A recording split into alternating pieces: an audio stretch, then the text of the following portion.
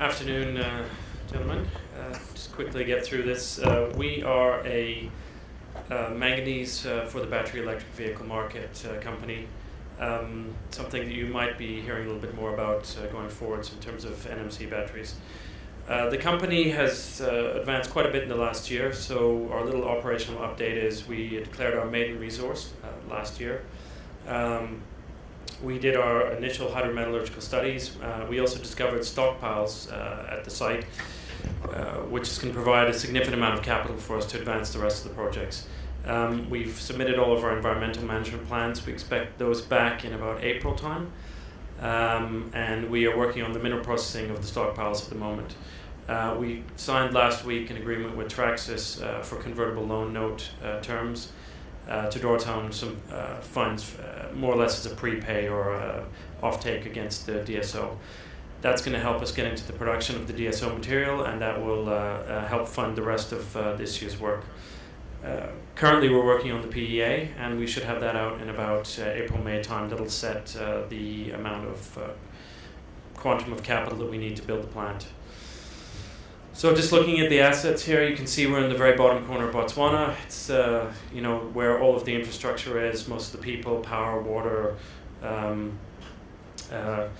all the services you need from a mining perspective. We have a very large land position as well. It's about 8,000 square kilometers. We will be dropping a little bit of this land this year to focus on the areas that we know are containing manganese hosted rocks. We released our resource last year.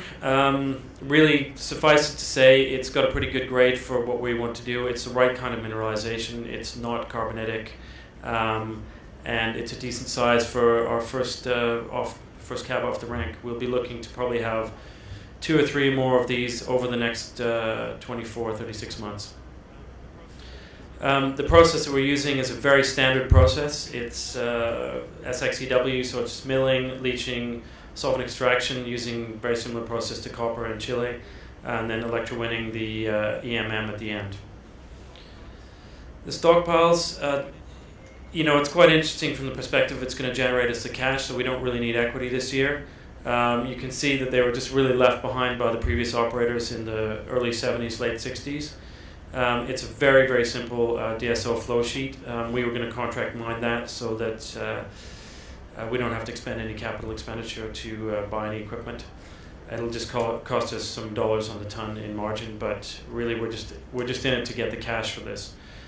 You can see some of the stockpile locations here. What the previous shaft, that was some of the small shafts that were put in, and what the pit looks like. We've designed a pit for the reclamation at Otse. This is going to give us the bulk of our high-grade material, probably about 35,000 to 40,000 tons of saleable DSO in the grades of 41 to 44%. Just a little bit more on the SXEW. It's really quite straightforward. It's just a leach process, then it's purification using kerosene into the extraction, and then just simply electrowin the leachate. The offtake we signed with Traxys is a convertible loan note. The terms are in the announcement from last week. It gives them a right of first refusal on the EMM production.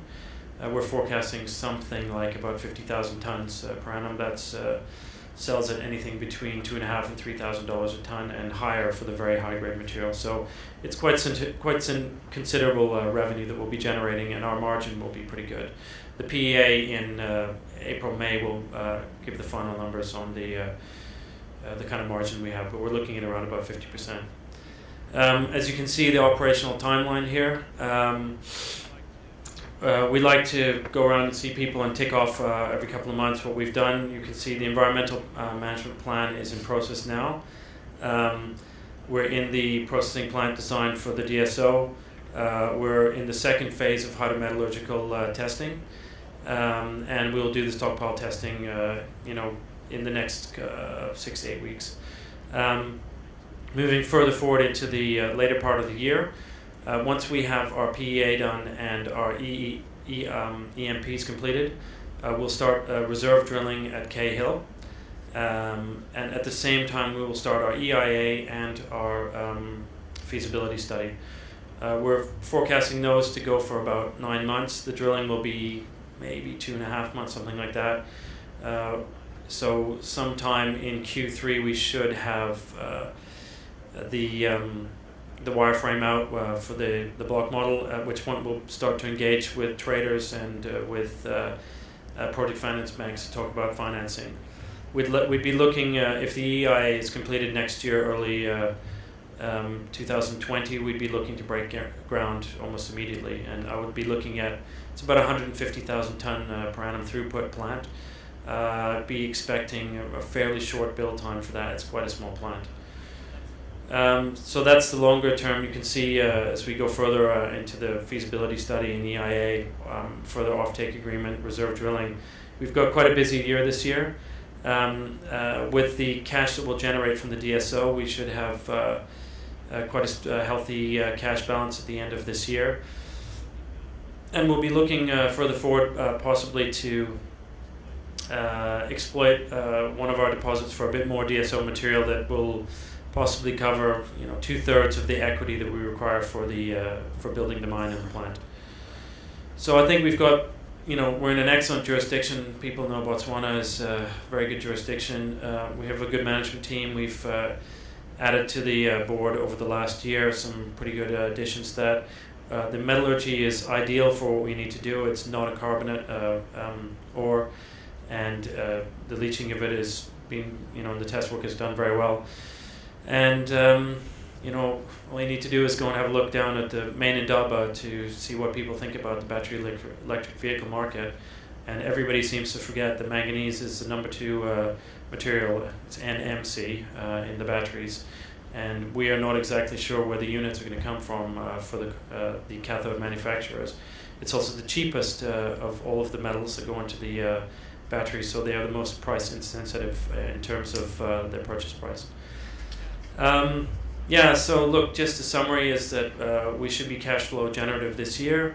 We have a potential for very large resources going forwards in a number of different deposits that we'll be able to discover and put into production. And we're in a market that is looking like it's going to grow very fast in the next 2 or 3 years, out to the next 5 or 6 years. If anybody wants to come and have a chat with us, we're at M5. We've got a few slots later on this afternoon. Be very happy to answer your questions.